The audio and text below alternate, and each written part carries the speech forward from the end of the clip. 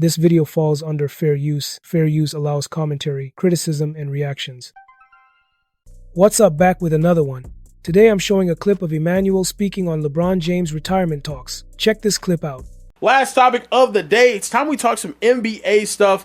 Sources close to LeBron James What'd they say? said that he remains undecided on whether or not this is his last season. Fellas, I'm of the belief that this is going to be LeBron James's last season. Do you guys think that this is going to be LeBron James's last season? It needs to be LeBron's last season because I don't want to see an uncommitted LeBron James.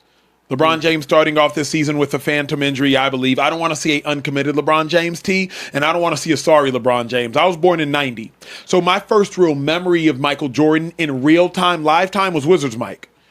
That whole Chicago Bulls Mike, I had to go back and rewatch. I had to go back and study. I had to go back during COVID and really do a deep dive into when Magic entered the league, when Bird entered the league, into the Lakers, into the Bad Boy Pistons, back into the Lakers, back into Mike. So I didn't know Mike, Bulls Mike. I knew Wizards Mike. I do not want this generation to know decrepit LeBron. I want them to know the LeBron that we all knew and loved. I don't want there to be an uncommitted LeBron James, a bad LeBron James, a averaging, 17 and 7 LeBron James. Not the LeBron James that Game 6, 2012 Eastern Conference Finals, 45, 15, and 5. When that LeBron is walking around the earth, I don't want you to know a 15, 5, and 5 LeBron James. Yeah. That's where I'm at with it. I don't think we would ever see a terrible LeBron James on the basketball court. If LeBron James felt like he was going to be terrible, he wouldn't play. So if LeBron decides to play, LeBron's terrible is 18 and 8. Yeah. That's a great season for everybody. So if LeBron decides to play, please believe he's going to average 28 and 8. That's the floor. And so for me, if you want to play, go ahead and play, because when it's over, it's over. You never can go back. Don't leave with any regrets. And so I'm all for it as long as he can help us. But the kicker is, though, how long is he going to keep the Lakers' handicap? Reason I say that is regular season Lakers look great, right? They look great. Problem is, come the playoffs, not only do you have to play defense, opponents can game plan you, and then they'll start to strap you up. So Austin Reeves, like the cool little 45, 50-point game you had this season, yeah, you're not getting that in the playoffs. Not only are you not getting that in the playoffs, now you have to play defense. Y'all remember what the Timberwolves did to the Lakers last year in the playoffs. Strapped up Austin Reeves and said, Austin Reeves, you can't strap nobody up. We going to give you that work, and you're not giving nobody that work. So to me, as long as you have LeBron James on the floor at this age, he's a liability on defense, and he should be. He's older. Luka Dončić, a liability on defense. You know what you signed up for. Austin Reeves, a liability on defense. 60% of your starting lineup's a liability on defense. So not only do I not want the world to see a lesser than LeBron James, if you're the Lakers, there comes a point where, yeah, LeBron James is selling tickets, but he's selling the season too come playoff time. Hey, them playoffs, man, they was playing football and basketball. I had, it went back to the 90s. Yeah. I'm like, bro, that's a foul. They wasn't calling nothing. Yeah. And so if they going to let them play like that, I think everybody now, you kind of adjusted now because of last year. We don't have those, when I say we, I'm a Laker. We don't have those type of players defensively on our team, but we have them now more than we had last year. We got Marcus Smart, Gabe Vincent if he's healthy, Vanderbilt. Ayton going to play some defense. But here's the problem, T. You know this better than I. Vanderbilt became unplayable in the playoffs. He couldn't make shots. Gabe Vincent ultimately became unplayable in the playoffs. And Marcus Smart, based upon the IQ that he showed us or the lack thereof in Boston, he not only became unplayable, they moved on from him and then won a championship as soon as they moved on from him. He will be playable on our team. When you're talking Boston Celtics, their whole team play defense. Yeah. He's playable on our team. He's playable in crunch time because he's going to lock up. And then the mentality that he's going to bring is going to wear off on these other guys. What happened last year can't happen again, not if you Luka. You can really see how much LeBron has slowed down compared to his prime. He's still making plays and contributing, but the pace isn't the same, and those moments where he used to dominate whole games aren't happening as much.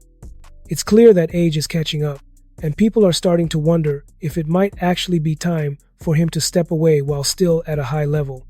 Because now you historically talking about your place in history. Yeah.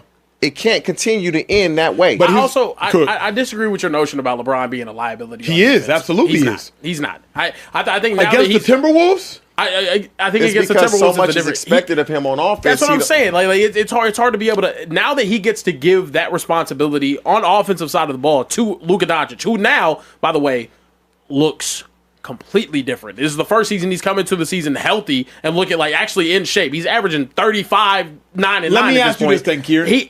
The last time we saw this level of Luka, he led a team that you would also say was a defensive liability all the way to the NBA Finals.